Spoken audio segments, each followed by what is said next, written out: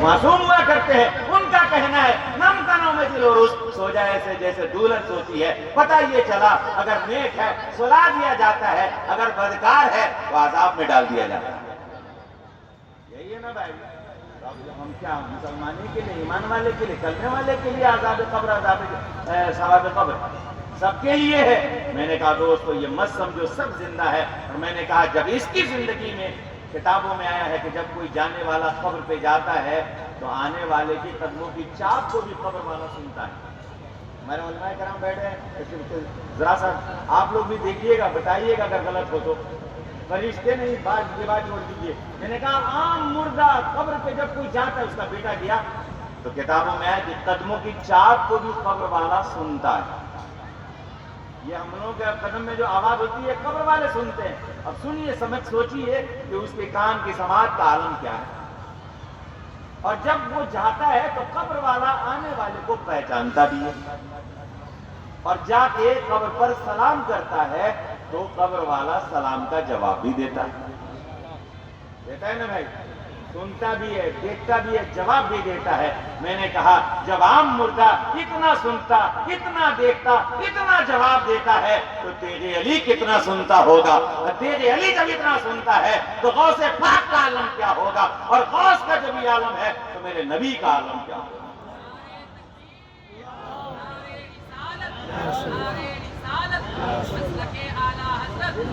اس پار کا جب یہ عالم ہے اس پار کا عالم کیا ہوگا، محتاج کا جب یہ عالم ہے مختار کا عالم کیا ہوگا۔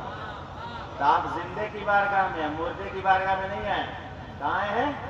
زندے کی بارگاہ میں، جو اپنی قبر میں لیٹا ہے۔ اس لیے ہم نہیں بول رہے، فرشتے کہتے ہیں سو جا، اور جب سلا دیے ہیں تو سونے کا یہ مطلب تھوڑی ہے کہ اب کوئی آئے تو پتہ نہیں چلے۔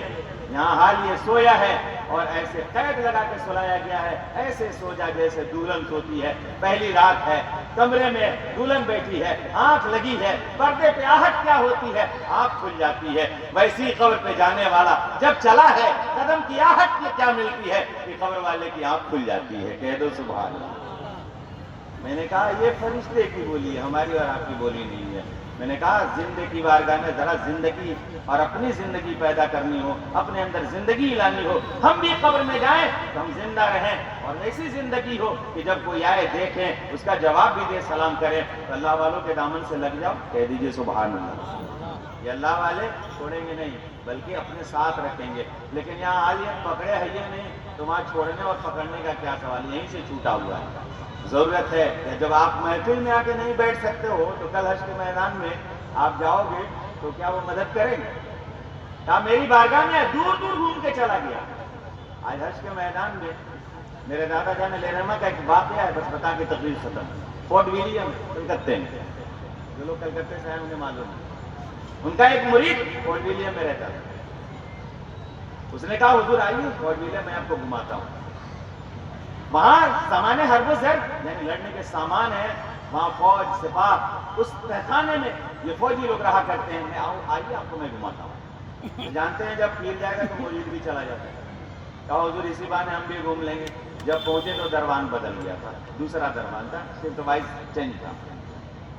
جب اس نے بھیڑ دیکھی کہ بھائی بہت سارے 50-60 لوگ آئے ہوئے ہیں، اور ایک بزرگ سے بد آدمی بھی کھڑا ہے، تو جا کے پوچھا حضور بات کیا ہے؟ کہا کہ وہ فلاں مرید تو میرا اس نام کا کہاں ہے؟ کہا ان کا ابھی وقت نہیں ہے، ابھی میری ڈیوٹی ہے۔ کہا کہ اس نے بلایا تھا مجھے گھمانے کے لیے۔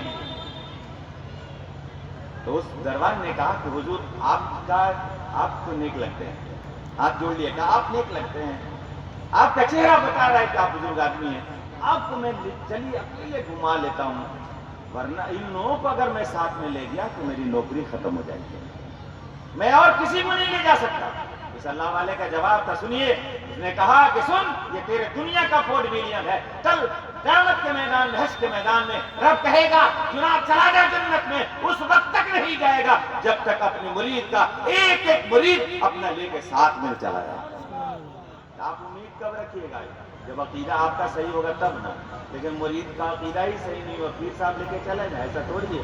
مرید کی عقیدت پہ پیر کی عقیدت منحصر ہے۔ اس لیے کہ اگر مرید کہے کہ میں آپ کا مرید نہیں ہوں تو ختم۔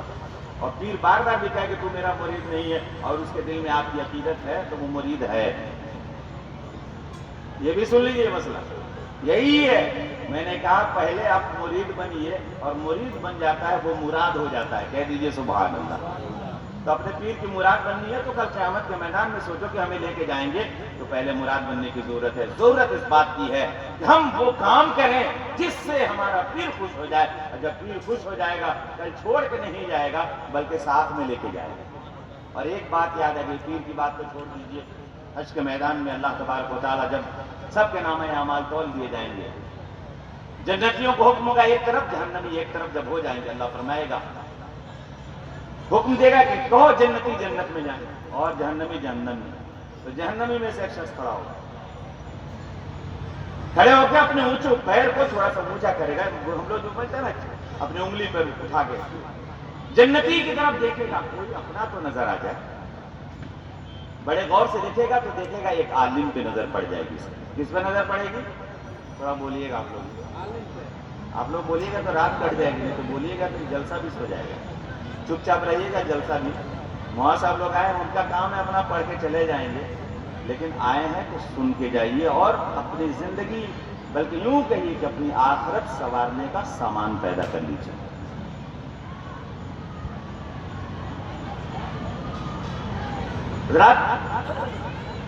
جب دیکھے گا تو فوراً دوڑ کے جائے گا اور پکڑ لے گا. کہے مولانا صاحب آپ جنت میں جا رہے ہیں؟ کہاں؟ ہاں جا رہا ہوں. کہا میرا معاملہ بہت گڑبڑ ہے. کہا کیا ہے؟ کہا ہمارا حال یہ ہے کہ ہمیں تو جہنم کا پروانہ کٹ گیا, لیکن یاد کیجئے میں آپ کو ایک لوٹا پانی ایک بار دیا, یاد کیجئے وضو کے لیے. عالم دین کہے گا ہاں تم نے دیا ہے. کہا بس اور کچھ نہیں چاہیے, اپنے رب کی بارگاہ میں فریاد کرے. عالم دین رب کی بارگاہ میں فریاد کرے گا, مولا یہ گنہگار بندہ مجھے ایک لوٹا پانی دیا تھا, تیرا کیا حکم ہے؟ اللہ فرمائے گا کہ تو کیا چاہتا ہے؟ کہا مولا اسے بخش دے. کہا تو بھی جنت میں جا, اسے بھی جنت میں لے کے چلا جا. جب ایک عالم کا یہ عالم ہے تو جو عالم بعمل اس عالم کا جس کے ٹھوکر سے, جس کی بارگاہ میں جا کر ثانوی ادب کہہ کر لوگ علم بھی حاصل کرتے ہیں اور علم کے ساتھ ساتھ دل میں روشنی پیدا کرتے ہیں, اس کا عالم کیا ہوگا. اس لیے ضرورت ہے اللہ والوں کی بارگاہ میں آؤ تو دل صاف کر کے آؤ.